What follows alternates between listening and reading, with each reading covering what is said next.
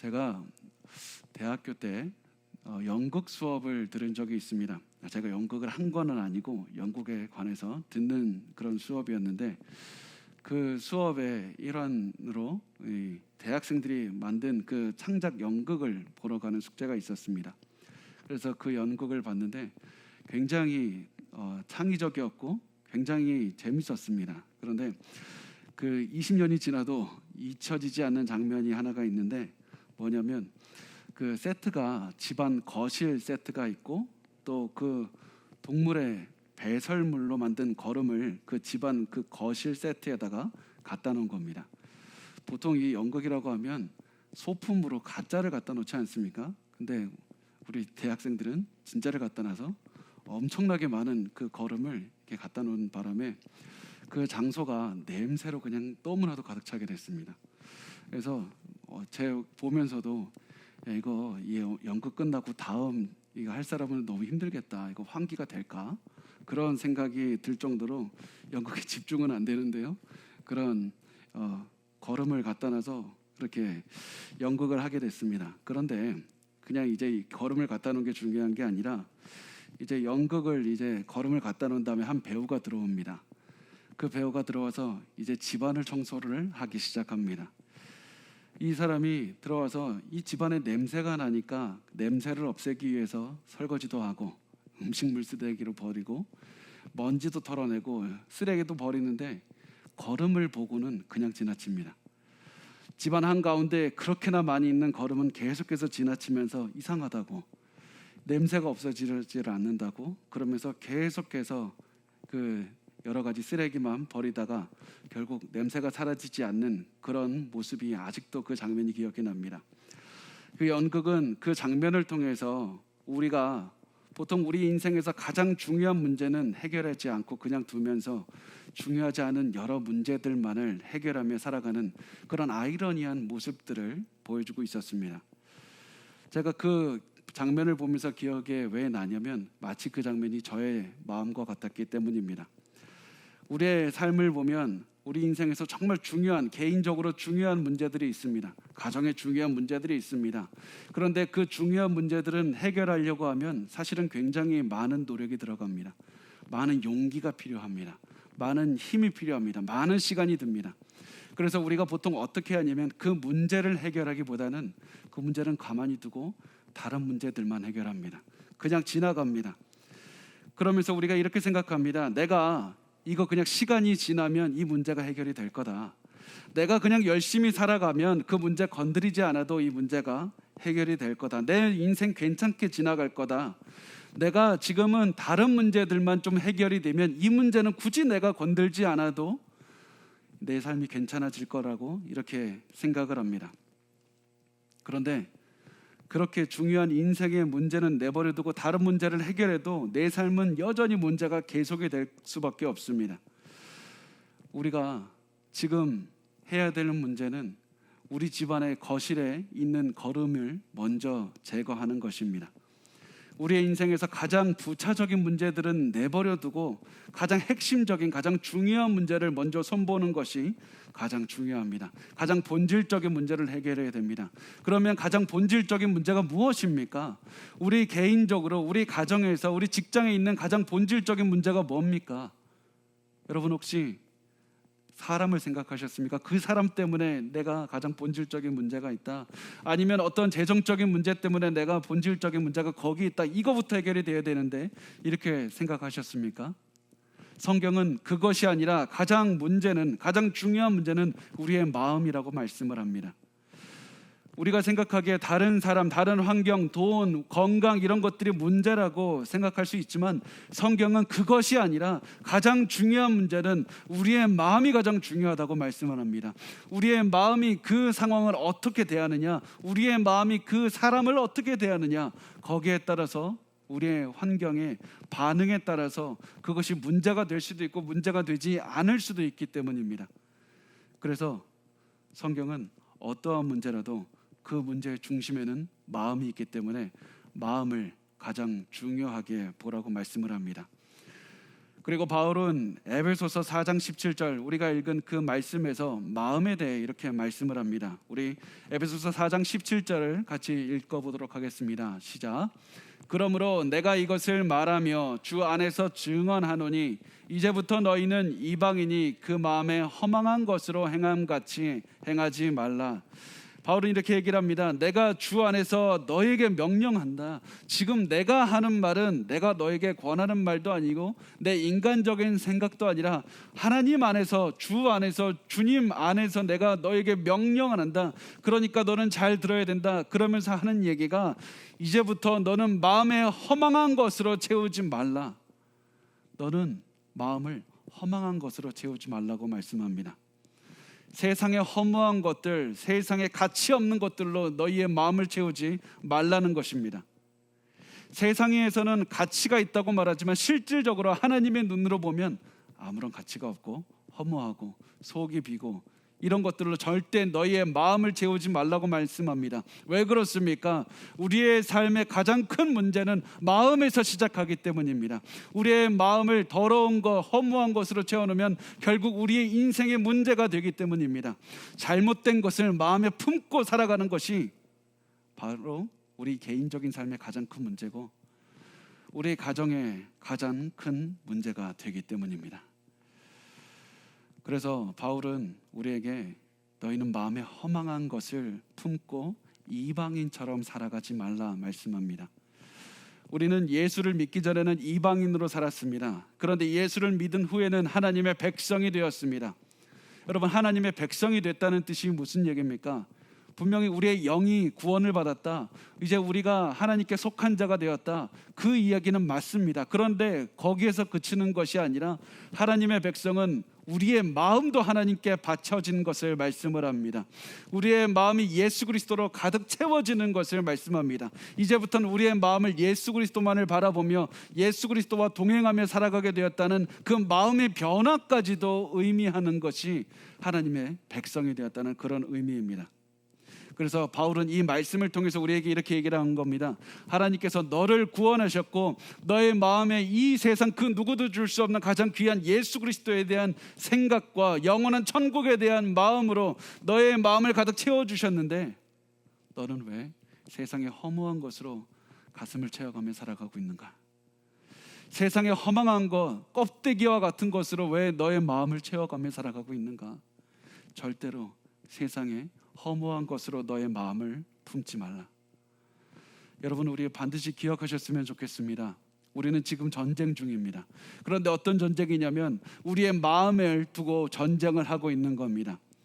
세상은 우리의 마음에 허탄한 생각, 허무한 생각, 그런 생각들로 우리의 가슴을 가득 채우려고 계속해서 공격을 하고 있고 우리는 그 공격을 막아내고 예수 그리스도에 대한 생각, 예수 그리스도에 대한 마음으로 계속해서 우리 마음을 채우기 위해서 끊임없이 전쟁을 하고 있습니다. 세상이 왜 우리의 마음을 공격합니까? 우리의 마음만 잡고 있으면 우리의 인생을 낭비하게 할 수 있기 때문입니다. 우리의 인생만, 우리의 마음만 더럽히면 우리가 죄를 짓게 할 수 있기 때문입니다. 마음이 먼저 더러워진 다음에 죄가 결과로 나오는 겁니다.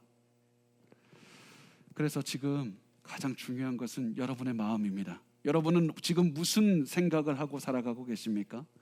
여러분은 지금 무엇을 바라보고 있습니까? 여러분은 지금 마음이 무엇으로 가득 차 있습니까? 여러분, 바울은 이 예수를 모르는 이방인들로 살아가는 사람들이 왜 마음을 더럽히면서 인생을 낭비하고 살아가고 있는가? 거기에 대해서 18절에 이렇게 말씀을 합니다. 우리 같이 읽어보도록 하겠습니다. 시작. 그들의 총명이 어두워지고 그들 가운데 있는 무지함과 그들의 마음이 굳어짐으로 말미암아 하나님의 생명에서 떠나 있도다. 자, 이방인들이 인생을 허무한 것에 낭비하며 사는 이유는 그들 가운데 빛이 없기 때문이라고 말씀합니다. 왜 빛이 없습니까? 성경에서 빛은, 하나님께서 주시는 빛은 생명을 뜻합니다. 지혜를 뜻합니다. 하나님께서 주시는 그 지식을 뜻하고 있습니다. 하나님께서 주시는 그 빛, 생명을 주고 앞길을 인도하는 그 빛을 이 사람들의 마음에 두기를 거부했다는 겁니다. 그 마음에 하나님의 빛을 비추기를 거부했기 때문에 이들이 몰라서 어쩔 수 없이 자기도 모르는 사이에 그렇게 한 것이 아니라 하나님께서 생명이 되신다는 사실을 압니다. 그런데 거부합니다. 틀렸다고 합니다. 머리로는 알고 있지만 마음으로는 받아들이지 않습니다. 그랬기 때문에 그들의 마음이 어두워졌다라고 말씀을 합니다. 그래서 결국 스스로 마음을 돌보다 더 단단하게 만들었기 때문에 하나님의 생명을 받지 못한다는 것입니다.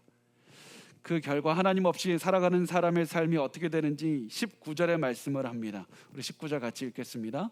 그들이 감각 없는 자가 되어 자신을 방탕에 방임하여 모든 더러운 것을 욕심으로 행하되. 자, 그들이 감각 없는 자가 되었다고 말씀을 합니다. 감각이 없게 되었다는 것은 이제 죄에 대한 감각을 느끼지 못하는 상태가 되었다, 이런 말씀입니다. 이것을 좀 설명하기 위해서 기타를 치시는 분들이 있으시죠? 기타를 이렇게 잡으면 처음에는 손가락 끝에 너무 고통스럽습니다. 굉장히 아픕니다. 그런데 이게 시간이 지나면 이게 굳은 살이 손가락 끝에 배겨서 더 이상 아무것도 느끼지 못하는 상태가 됩니다. 우리 이것과 마찬가지입니다. 자꾸 마음을 악한 것에 노출시킵니다. 죄에 노출시키니까 처음에는 이것이 아프고 이것에 양심의 가책이 느껴졌는데 자꾸 노출되고 자꾸 죄에 노출될수록 마음에 굳은 살이 배겨서 죄에 대한 감각이 사라졌다는 겁니다. 죄를 지으면 당연히 양심의 가책이 있어야 되고 당연히 마음에 찔려야 되는데 마음을 굳게 해서 계속해서 죄에 노출시키니까 결국 마음에 굳은 살이 생겨서 많은 죄를 지으면서도 감각이 잃어버리고 살아가게 됩니다. 오히려 죄에 대한 내성이 생겨서 더 많은 죄를 짓고 더 많은 죄를 지으려고 그런 욕구가 생겨서 그런 마음을 품고 살아갑니다. 이것이 바로 마음에 죄를 품고 살아가는 감각 없어진 사람의 모습입니다. 이것이 이방인의 모습이고 이것이 우리가 예수를 믿기 전의 모습입니다. 우리도 그렇지 않습니까? 예수를 믿기 전에 이 죄 안에서 살면서도 이게 죄인지를 몰랐습니다. 그게 죄인지도 모르고 하나님을 거부하면서 사는 것이 우리의 삶이 아닙니까? 그런 우리에게 예수님께서 찾아오셔서 우리를 만나주시고 우리의 마음을 변화시켜 주신 겁니다. 우리의 마음에 영생에 대한 소망을 주시고 예수 그리스도의 보혈로 살아가게 하시고 그리스도의 재림을 생각하면서 살아가게 하신 겁니다. 우리의 마음에 변화를 주셨습니다. 우리에게 새 마음을 주셨습니다. 그래서 바울은 우리에게 질문합니다. 예수님께서 귀한 보혈을 흘려서 너의 마음을 변화시키시고 귀한 소망을 너의 마음속에 넣어주셨는데 너는 왜 자꾸 예전의 괴로운 모습으로 돌아가려고 하는가? 과거에 너무나도 어려웠고 과거에 너무나도 우울했고 그 괴로운 모습이 있었는데 왜 자꾸 지금 다시 세상에 이끌려서 너를 괴롭게 만들었던 그 어려운 마음들, 그 괴로운 마음들, 그 우울함으로 너의 가슴을 왜 다시 채우면서 그 괴로운 과거를 반복하려고 하는가? 여러분, 우리가 우리의 삶을 돌아봤으면 좋겠습니다. 지금이 바로 우리의 마음을 바꿔야 될 때입니다. 우리 인생에서 가장 중요한 우리의 마음을 바꿔야 됩니다. 우리의 마음을 바꾸지 않으면 다른 어떤 것을 바꾸어도 우리 인생은 바뀌지 않을 겁니다. 괴로운 과거만 또다시 반복하면서 왜 내 인생은 똑같이 어려움이 반복이 될까? 그러면서 너무 괴롭게 살아가게 될 겁니다. 이제 과거의 마음은 버리고 구원받은 하나님의 백성으로서의 마음을 가지고 살아가야 됩니다. 바울은 그것을 마음을 새롭게 하는 것이라고 말씀을 합니다. 로마서 12장 2절 말씀을 우리 같이 한 목소리로 읽도록 하겠습니다. 시작. 너희는 이 세대를 본받지 말고 오직 마음을 새롭게 함으로 변화를 받아 하나님의 선하시고 기뻐하시고 온전하신 뜻이 무엇인지 분별하도록 하라. 바울이 이렇게 얘기를 합니다. 너희는 이 세대를 본받지 말라. 이 세대를 본받지 말라는 게 도대체 무슨 말입니까? 이 세대는 이 땅에서 구원받지 못한 이 세상을 말합니다. 바울은 지금 이 구원받은 사람들에게 구원받지 못한 이 세상에 속한 자들을 따라가지 말라, 그런데 그냥 단순히 그 사람들을 생각하지 말라는 것이 아니라 이 세대를 본받지 말라고 할 때 이 세대는 구원받지 못한 세대가 하는 생각의 방식이 있다는 겁니다. 이 사람들이 생각하는 생각의 틀이 있다는 겁니다. 이 생각에 원하는 생각하는 방식이 있습니다. 하나님의 백성이 아니라 세상이 여러분에게 하기를 원하는 생각의 방식이 있습니다. 그것을 본받지 말라. 세상은 너희들이 생각하는 방식을 바꾸어서 너희의 마음을 바꾸려고 할 것이지만 끝까지 그 생각 따라가면 안 된다. 끝까지 너희의 마음을 지키라 말씀합니다. 어떤 분들이 이게 무슨 얘기인지 조금 더 구체적인 의미를 원하십니다. 사실 이 말씀이 무슨 의미인지는 우리가 텔레비전이나 영화만 봐도 알 수 있습니다. 요즘 영화와 드라마를 보면 단순히 음란물이 아니라 이렇게 나눈다고 합니다.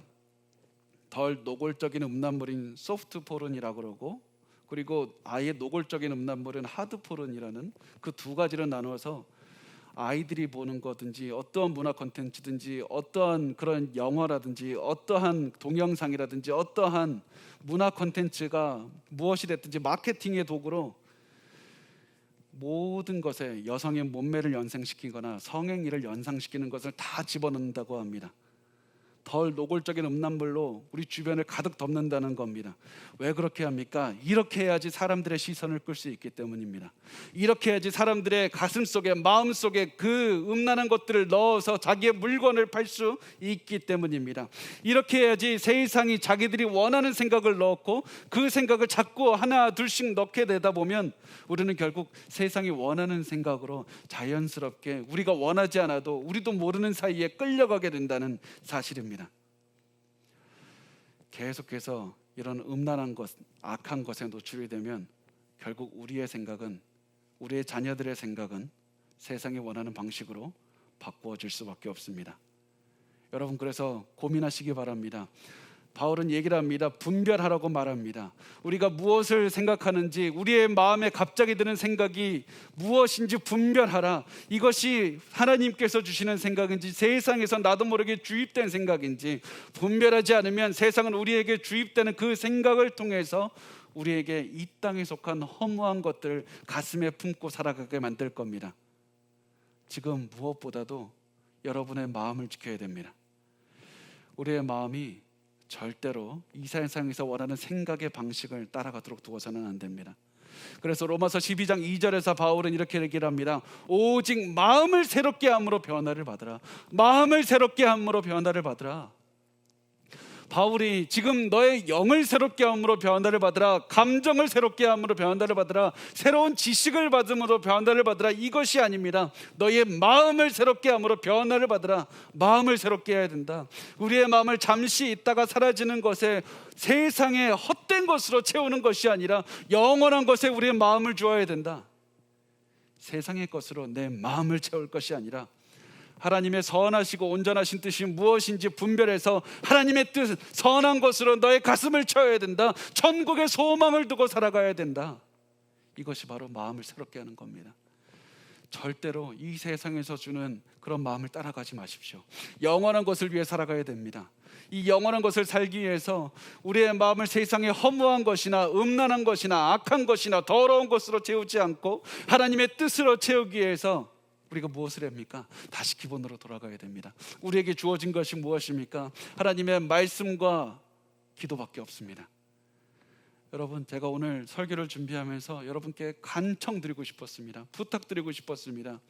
지금 말씀 읽지 않고 기도하지 않으면 여러분은 여러분도 모르는 새에 세상이 원하는 그런 악한 생각으로 가슴을 채울 수밖에 없습니다. 지금 우리가 말씀 읽지 않고 기도하지 않으면 우리도 모르는 새에 죄 가운데 있으면서 내가 죄 가운데 살아가지도 모르는 그런 상황 가운데 살아가게 될 것입니다. 여러분, 예수 그리스도의 피값으로 너무나도 소중하게 사신 여러분의 소중하고 귀한 마음에 그 절대로 악하고 더럽고 음란한 것으로 채우지 마십시오. 우리가 지금 세상을 이길 수 있는 방법은 말씀과 기도를 통해서 그리스도께서 우리에게 주신 그 마음을 채우는 것, 그거밖에 없습니다. 그래서 바울은 이렇게 말하면서 우리에게 다음에 말씀을 합니다. 에베소서 4장 20절과 21절 말씀을 우리 같이 읽겠습니다. 시작. 오직 너희는 그리스도를 그같이 배우지 아니하였느니라. 진리가 예수 안에 있는 것 같이 너희가 참으로 그에게서 듣고 또한 그 안에서 가르침을 받았을진데 예수를 믿는 너희는 세상과 다른 존재다라고 말하면서 왜 그렇습니까? 너희는 예수 그리스도를 배운 존재라고 말씀합니다. 예수를 배웠다라는 말은 단순히 공부했다, 예수를 주제로 그냥 공부를 많이 했다라는 뜻이 아닙니다. 여기서 예수를 배웠다는 말은 예수와 연합했다, 예수에게 직접 그 예수를 체험했고 예수를 직접 만났고 예수님과 직접적인 교제를 맺었다라는 말씀을 하고 있습니다.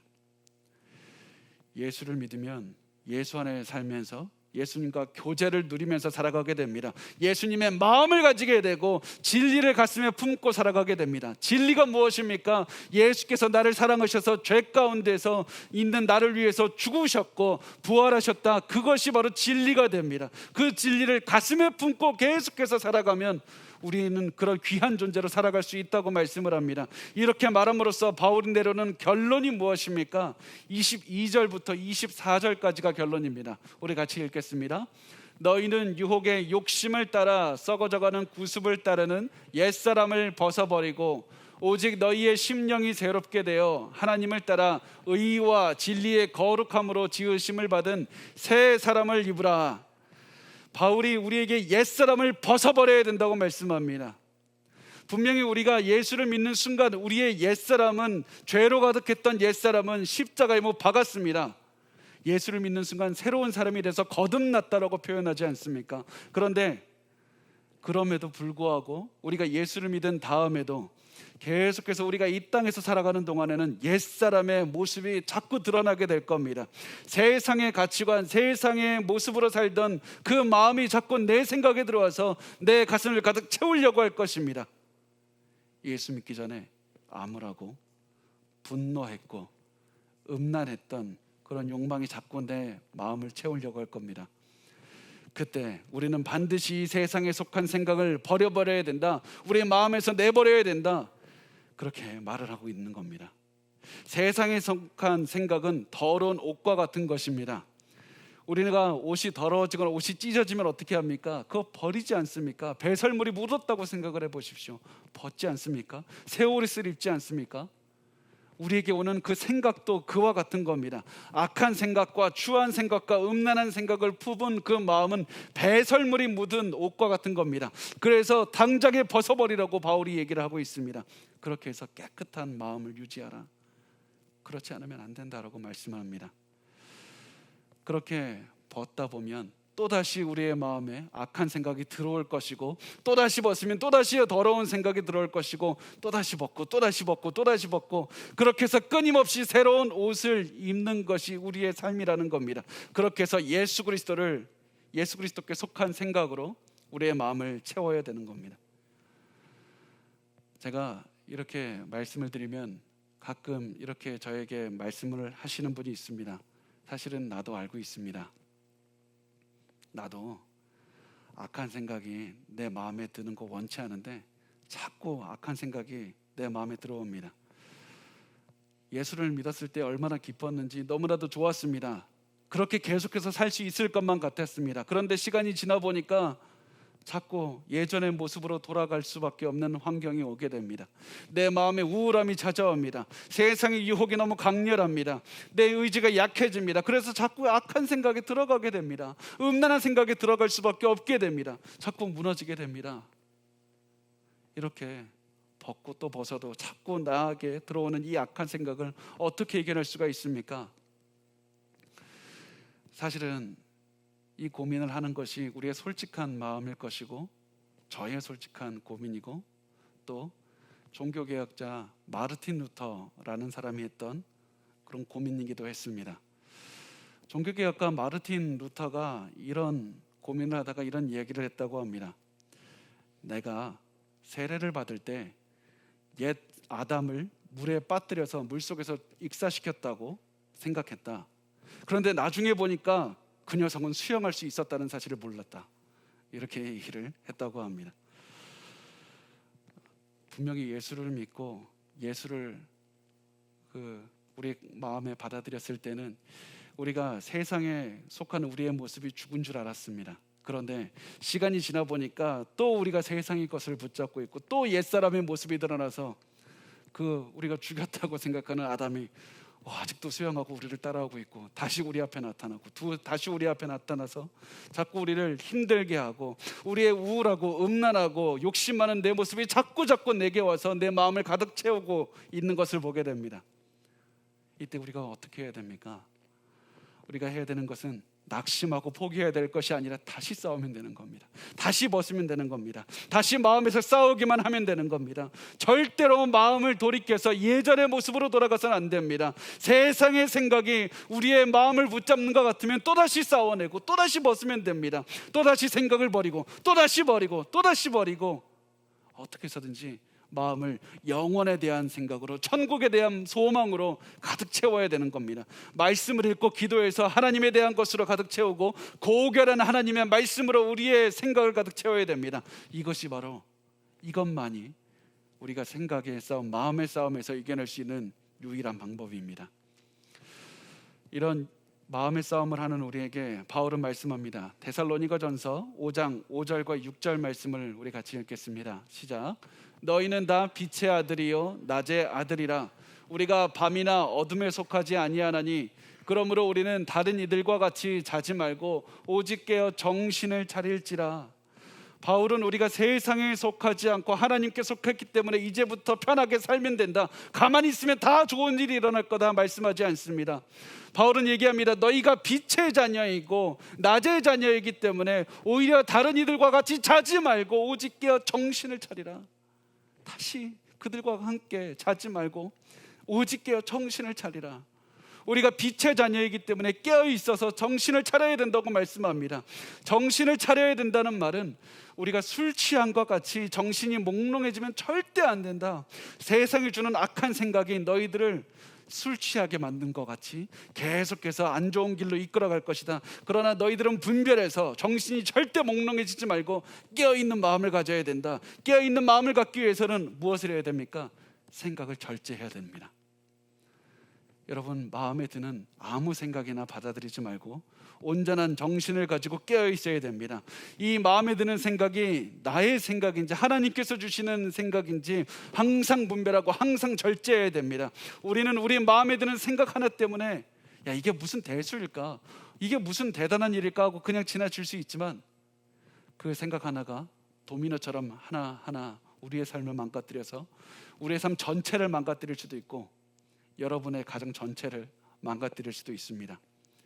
그러므로 우리가 오직 깨어서 정신을 차려서 살아가야 됩니다. 항상 분별해야 됩니다. 항상 절제해야 됩니다. 우리 데살로니가전서 5장 8절 말씀을 우리 같이 읽겠습니다. 시작. 우리는 낮에 속하였으니 정신을 차리고 믿음과 사랑의 호심경을 붙이고 구원의 소망의 투구를 쓰자. 아멘. 우리가 빛에 속하였으니까 어둠에 속한 자들과는 달라야만 된다. 우리가 낮에 속하였으니 무엇을 하라고 합니까? 또다시 정신을 차려야 된다. 정신을 차리자라고 말씀합니다. 세상과 하는 전쟁은 결코 오락가락하지 않을 것이다. 결코 쉽지 않을 것이다. 그들의 공격은 너희의 약점을 파고들고 너희가 그 하고 싶은 그런 모든 것들을 할 수 있다고 유혹을 하면서 너희의 마음을 공략할 것이다. 그렇기 때문에 세상이 하는 공격은 막아내기 쉽지 않기 때문에 무엇을 하라고 합니까? 우리에게 믿음과 사랑의 호심경을 붙이라. 호심경이 가슴을 지키는 도구입니다. 갑옷의 가슴을 보호하는 것이 호심경입니다. 그리고 말합니다. 너희의 머리는 무엇을 해야 되느냐? 구원의 소망으로 투구를 쓰자. 구원에 대한 소망으로 너희 머리를 채워야 된다. 그 구원에 대한 소망으로 머리를 가득 채워야 된다. 구원에 대한 소망으로 너희의 생각과 마음을 보호하라는 말입니다. 하나님께서 나를 이 땅으로 고난으로부터 구원하실 뿐만 아니라 이 땅이 끝났을 때 하나님께서 천국으로 나를 구원해 주시리라, 나를 인도하시리라, 이 생각을 항상 머리에 기억하라. 단순히 하나님에 대한 지식을 갖는 것이 아니라 하나님께서 나를 구원하시리라, 이것으로 머리에 계속해서 되뇌이고 나의 마음은 믿음과 사랑으로 가득 채워야 된다. 이렇게 하지 않으면 이 전쟁에서 이길 수 없다. 이렇게 하지 않으면 마음의 전쟁에서 결코 승리할 수 없다는 겁니다. 세상은 여러분의 머리와 가슴을 계속해서 공격할 겁니다. 세상의 공격은 결코 막기가 쉽지 않을 겁니다. 집요하게 여러분의 약점을 공격할 겁니다. 예상하지 못한 환경으로 예상하지 못한 사람을 통해서 갑작스럽게 공격하고 여러분의 머리와 가슴을 기습해서 채우려고 할 겁니다. 그런 극심한 공격은 우리가 이겨내고 싶지만 절대로 이겨내기가 쉽지 않을 겁니다. 분명히 실패할 때가 올 겁니다. 그런데 그런 때가 오면 여러분 실패한다면 너무 분노가 찾아오고 내가 세상에 대한 생각으로 또다시 지고 있다는 것을 깨닫게 되면 낙심하는 것이 아니라 이것을 기억하십시오. 우리가 마음의 전쟁을 하는 것은 아기가 걷는 법을 배우는 것과 같을 것이다. 이 사실을 기억하십시오. 어린 아기가 처음에 걸음마를 뗄 때는 겨우 일어서기가 쉽지 않습니다. 그런데 일어섰다가 조금 걷고 한 걸음 걷고 넘어지게 됩니다. 그런데 아기가 어떻게 합니까? 포기하지 않고 또다시 일어납니다. 또다시 일어나서 또다시 한 발을 걷고 넘어지고 또다시 일어나서 또다시 걷다가 넘어집니다. 그렇게 걷다가 넘어지고 걷다가 넘어지는 그런 삶을 우리도 반복하다 보면 여러분의 눈에서 눈물이 마르질 않을 겁니다. 때로는 마음의 아픔도 생길 겁니다. 몸도 피곤하게 될 겁니다. 내가 언제까지 이렇게 또다시 고난을 겪어야 되는가? 언제까지 넘어져야 하는가? 언제까지 아파야 되는가? 이런 생각이 들 때도 있을 겁니다. 그래도 포기하지 마십시오. 또다시 걷고 또다시 걷고 또다시 일어나고 또다시 걷다 보면 나중에 여러분의 다리에 힘이 생길 겁니다. 2걸음 3걸음 걸을 수 있을 겁니다. 또다시 걷다 보면 달릴 수가 있을 겁니다. 그리고 다시는 넘어지지 않을 겁니다. 이것이 우리가 마음의 전쟁을 하는 방법입니다.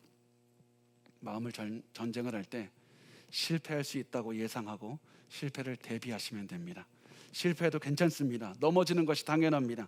몇 걸음 못 가서 넘어지면 그것이 당연한 우리의 모습이라고 인정하시고 또다시 넘어졌다면 다시 일어나면 됩니다. 그렇게 포기하지 않고 다시 걷는다면 이 전쟁 승리할 수 있습니다. 마지막으로 한 분의 고민을 말씀을 드리면서 마무리를 짓겠습니다. 어떤 분이 제게 이렇게 얘기를 했습니다. 저도 열심히 오랫동안 신앙생활했습니다. 기도 열심히 했습니다. 나 참 열심히 살았습니다. 그래서 내가 조금 성숙하게 된 줄 알았는데 나는 아직도 생각에 어려움이 있습니다.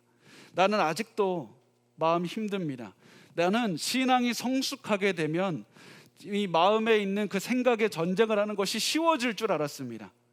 그런데 내가 그렇게 열심히 해도 여전히 나는 마음의 전쟁에 너무나도 어렵습니다. 이런 기본적인 전쟁조차도 너무나도 힘들어하는 나는 이렇게 노력하는 것이 신앙생활 잘못한 건 아닐까요? 나는 성장하지 못하는 건 아닐까요? 나 왜 이렇게 부족할까요? 내가 노력을 하면 할수록 더 강한 것이 와서 나를 짓누른다고 얘기를 합니다. 그래서 제가 이런 얘기를 듣고 말씀을 드린 것이 있습니다. 혹시 이 자리에도 왜 나는 신앙생활을 그렇게 열심히 했는데 자꾸 마음의 전쟁이 이렇게 강렬하게 찾아오고 이 전쟁에서 난 또다시 지게 될까? 이런 고민을 하고 있는 분이 있다면 반드시 이 말을 기억하셨으면 좋겠습니다. 제가 언젠가 이런 말을 들은 적이 있습니다. 권투에서는 체급이 높아질수록 펀치가 더욱 세진다고 말을 하더라고요.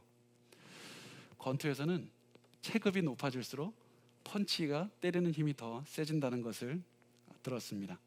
저는 그것을 듣고 신앙생활도 마찬가지라는 생각이 들었습니다. 우리는 신앙생활의 체급이 높아지면 아무것도 나에게 문제가 안 일어날 거라고 생각하지만 세상은 더욱더 심하게 공격합니다. 마귀의 공격은 더욱 세지게 됩니다.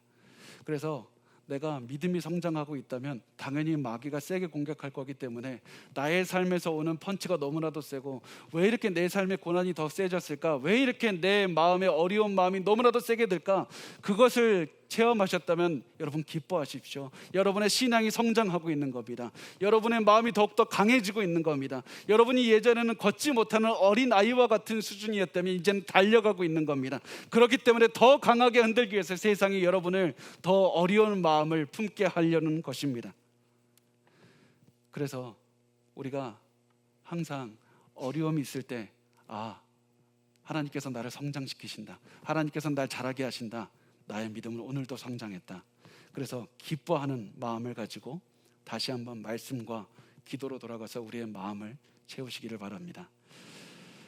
자, 오늘 마지막으로 바울이 한 이 말씀을 한번 같이 읽어봤으면 좋겠는데요. 바울이 바로 옆에서 여러분에게 이 말을 직접적으로 개인적으로 하고 있다는 그런 마음으로 이 말을 한번 같이 읽어봤으면 좋겠습니다. 바울이 우리에게 말하고 있다는 생각으로 이 말씀 같이 읽어보기를 원합니다. 데살로니가전서 5장 8절, 여러분 스스로에게 한번 말을 해보겠습니다. 같이 읽겠습니다. 시작. 우리는 낮에 속하였으니 정신을 차리고 믿음과 사랑의 호심경을 붙이고 구원의 소망의 투구를 쓰자. 다시 한번 읽겠습니다. 시작. 우리는 낮에 속하였으니 정신을 차리고 믿음과 사랑의 호심경을 붙이고 구원의 소망의 투구를 쓰자. 아멘. 우리 이 말씀으로 오늘 하루를 채우시고 여러분의 마음을 채우시고 올해를 승리로 이끄시는 그런 삶을 보내시기를 바랍니다. 자,